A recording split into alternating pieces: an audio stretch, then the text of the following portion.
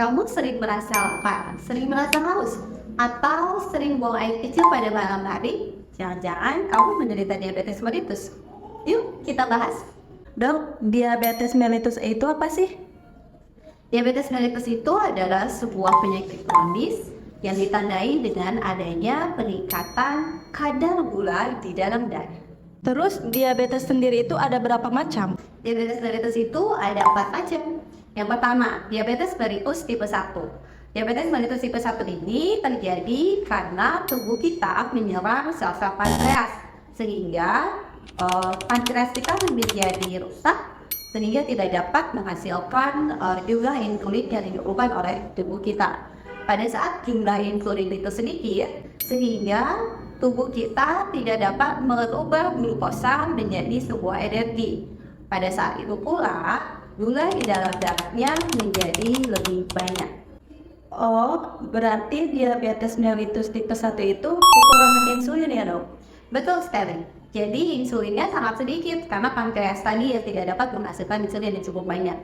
Akhirnya karena insulinnya kekurangan, dia gulanya menjadi tidak dapat masuk ke dalam sel, sehingga gula di dalam darahnya menjadi lebih banyak. Nah, yang kedua adalah diabetes mellitus tipe 2. Diabetes mellitus tipe 2 ini yang paling sering diderita oleh penduduk di Indonesia. Kurang lebih 90-95% penderita diabetes mellitus tipe 2. Diabetes mellitus tipe 2 ini terjadi karena pankreas dapat menghasilkan insulin dengan baik sesuai dengan kebutuhannya, namun karena gulanya terlalu banyak sehingga insulin tidak dapat mengikat gula yang terlalu banyak ini masuk ke dalam sel, dan akhirnya nanti akan berubah glukosa tadi menjadi sebuah energi. Jadi penyebabnya bisa karena macam-macam, bisa karena memang gulanya yang terlalu banyak, misal terjadi pada orang-orang yang punya obesitas, makan manis yang terlalu banyak, pola hidup yang salah, pola makan yang salah, sehingga gulanya berlebihan. Diabetes tipe 3 sendiri itu gimana dok? Nah, yang ketiga ini disebut dengan diabetes gestasional. Itu terjadi pada ibu hamil. Jadi biasanya terjadi karena perubahan hormon pada saat kehamilan. Maka ketika ibu hamil tersebut melahirkan, setelah terjadinya persalinan, biasanya gula darahnya menjadi normal kembali. Jadi tipe ini hanya diderita bagi ibu-ibu hamil saja. Yang keempat, diabetes tipe lain. Ini biasanya terjadi karena perubahan hormon endokrin. Nah, kalau misalkan gejalanya itu sendiri gimana sih dok? Nah, di dalam diabetes mellitus itu ada yang disebut dengan gejala klasik, 3 gejala klasik, yaitu yang pertama, pasien sering merasa lapar, yang kedua, pasien sering merasa haus, dan yang ketiga, pasien sering karena haus minum terus sehingga buang air kecilnya terus menerus. Dan biasanya tanda yang paling sering itu buang air kecilnya terus menerus pada malam hari sehingga mengganggu pola tidur si pasien tersebut. Nah, bisa saja ada gejala-gejala lain selain 3 gejala klasik tadi.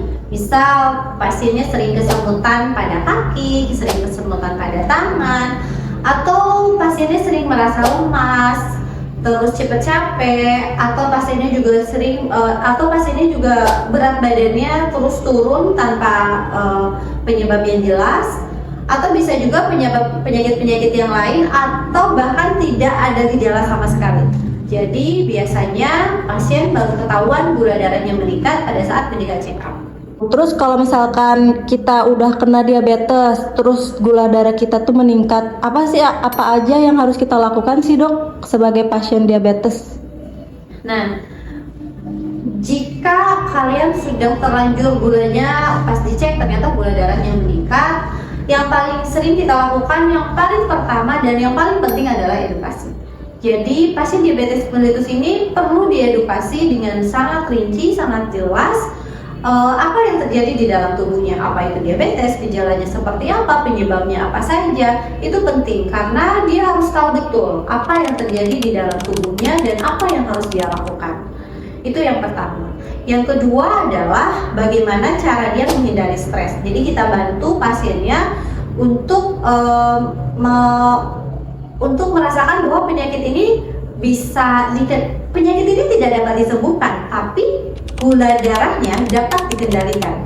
Gitu. Jadi bagaimana supaya dia tidak stres dengan penyakitnya, tapi bisa mengendalikan emosinya untuk malah mau untuk sembuh, sehingga komplikasi-komplikasi yang mungkin terjadi pada pasien diabetes itu tidak terjadi. Terus kemudian yang ketiga, jelas harus merubah pola hidup. Salah satunya dengan mengatur pola tidur dan olahraga. Olahraga itu sangat penting pada pasien diabetes ini. Setidaknya dia harus melakukan olahraga setiap hari atau seminggu 3 kali. Dalam satu harinya itu kurang lebih 30-45 menit. Tidak perlu olahraga yang terlalu berat, cukup dengan jalan kaki, sepeda santai, atau jalan di tempat pun tidak masalah. Terus kemudian yang keempat, dia harus ada obat-obatan yang membantu untuk menurunkan gula darahnya tadi.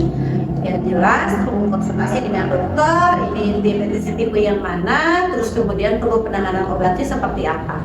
Karena itu tidak bisa sembarangan, tidak hanya konsultasi dengan orang sekitar saja, karena ini perlu penanganan khusus dari dokternya. Terus kemudian yang kelima adalah monitoring gula darahnya. Jadi setidaknya pada awal biasanya dimonitoring dulu gula darahnya kurang lebih 2 minggu sekali, atau nanti kalau misalnya sudah stabil bisa 1 bulan sekali, kalau memang udah stabil bisa 3 bulan sekali. Jadi 5 pilar tadi memang harus dilakukan oleh dokter ketika konsultasi dengan pasien diabetes mellitus. Itu tadi obrolan kita tentang diabetes mellitus, hidup sehat tanpa diabetes. Saya Dr. Citra Muarsari. Kalian perlu informasi kesehatan apa lagi? Tulis di kolom komentar ya. Sahabat Sehat Diamond, kesehatan Anda prioritas kami.